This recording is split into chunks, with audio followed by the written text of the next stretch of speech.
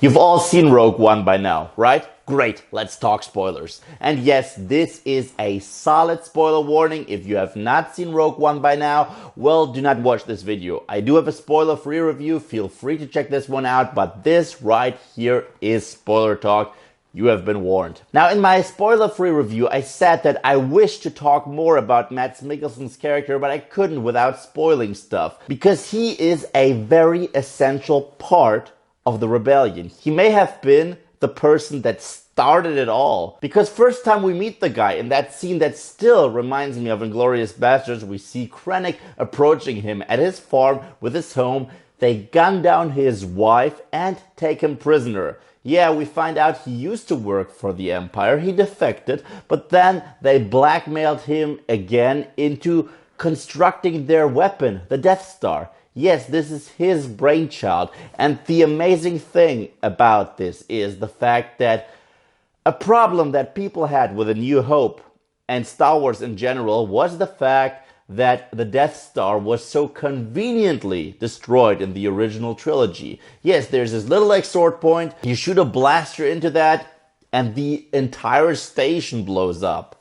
In this movie we learn that it is a construction flaw that was put in there on purpose by Mads Mikkelsen's character in order to pretty much tell the Empire to go suck a dick and die. Because he knew if he wasn't going to construct that thing, someone else would. That would not give our rebellions the chance to blow that thing up. So right there, that was awesome. And also, I love the relationship between Krennic and him. There's this one scene that straight up reminded me of The Walking Dead. Because Krennic knows that there's a traitor in his midst, so he's like, step forward. And even though Mads Mikkelsen turns himself in and is willing to die, Krennic kills everyone but him. Yeah, that's dick. That's just major dick. That's like a Negan move. This is what pretty much Negan did in the season premiere of The Walking Dead. Yeah. Remember the whole Daryl situation? Yeah.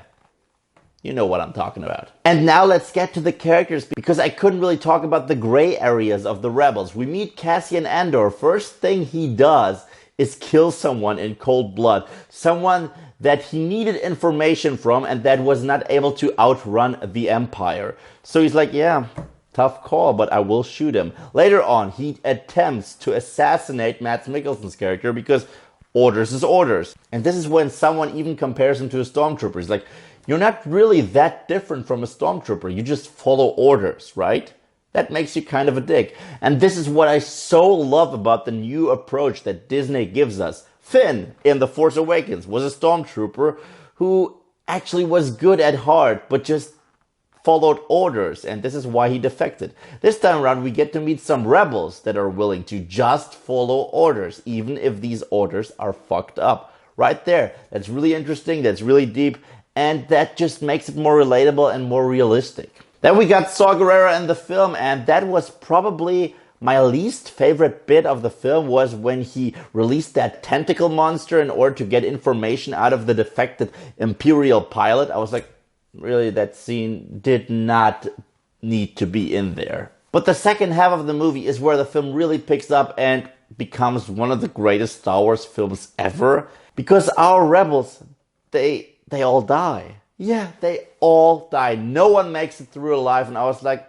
that's ballsy, but I like that. And here's why. Because if someone had survived, we'd be wondering why we never saw any of these characters in the original trilogy. So they all die and they all have memorable death scenes. The pilot gets taken out by a grenade before he actually establishes contact with the other rebels. K2SO locks himself in order to give Felicity Jones' character and Cassian Andor a shot. And yeah, they shoot him to death. Donnie Yen's character, probably the coolest death ever. He's like, I have to flip the switch in order to save this mission. So if the Force is on my side, nothing is going to happen to me until I finished my mission. So he really goes out there. He's like, I'm one with the Force is with me. I'm one with the Force is with me. And they just miss him. And right after he flips the switch, they shoot him and he dies. It was kind of a tearjerker. Then his best friend, and I love their relationship, by the way. Love the fact that they are bros. That was just cool. And he's mowing down stormtroopers left and right until they take him out as well. Again, another loss. And Cassian Andor and Felicity Jones' character, they actually stay behind. They stay behind at the beach while Grand Moff Tarkin actually uses the Death Star in order to destroy the entire capital of that planet, killing Krennic as well. I love the fact that Krennic gets taken out by his own invention. That is awesome. And yes, Tarkin is in the film, and they use CGI to bring the actor back. It looks amazing. Some people bitched about it. To me, it was perfect. The mannerisms worked for me. The way he talked worked for me. Yes, you could see that it was still CGI, but in my opinion, it was one of the best CGIs I've ever seen. And I love the fact that we again explore the hierarchy of the Empire, because he is above Vader and he is giving Krennic a hard time. Other fan service of this movie, Bail Organa, the guy that played him in the prequels, he is back, and I love that. Now they even stitched the prequels into that, and you know that I don't like the prequels, but in this movie it really worked. It was so cool to see the actor back that portrayed Bail Organa, him mentioning Obi-Wan Kenobi. It all makes more sense. It doesn't seem so random and out of the blue like it did in New Hope. You even have the two assholes from the Cantina bar, you know, the ones that were messing with Luke. Yeah, they're both in there. Of course, C-3PO and R2-D2, they were shoehorned into this film.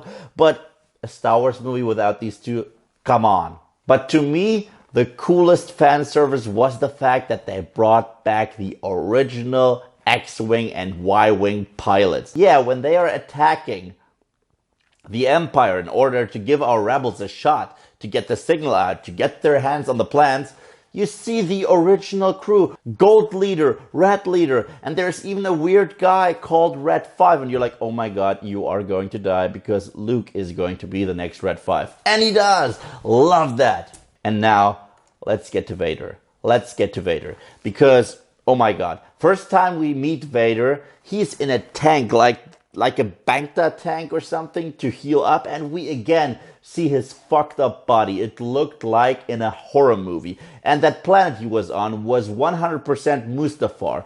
Love the fact that they brought this planet back, the planet that actually burned him to death and that he still resides there. That was really solid.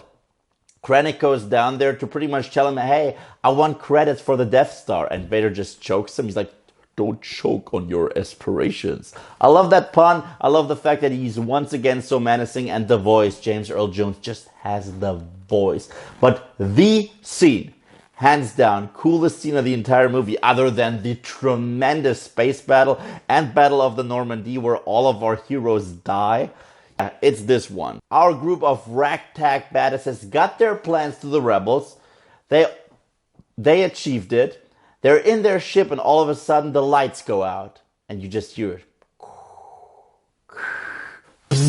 Vader pops out his lightsaber and he is going after them with a vengeance. I'm telling you, it looked like a monster from a horror movie.